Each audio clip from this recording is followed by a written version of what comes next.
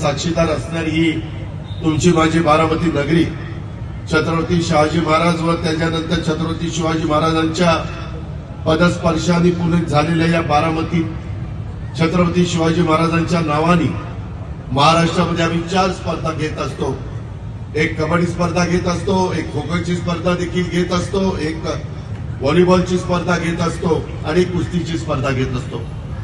आणि त्याला राज्य सरकारकडनं मला आठवतंय सुरुवातीला आम्ही 25-25 लाख रुपये या स्पर्धेच्या करता राज्याच्या वतीने द्यायचो, परंतु हळूहळू तो आकडा 75 पर्यंत नेला।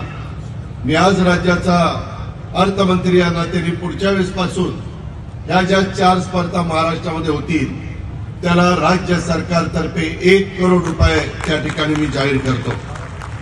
कारण शेवटी खेळ चांगला झाला पाहिजे, म्हणजे कुठं काटकसर होता कामा नये।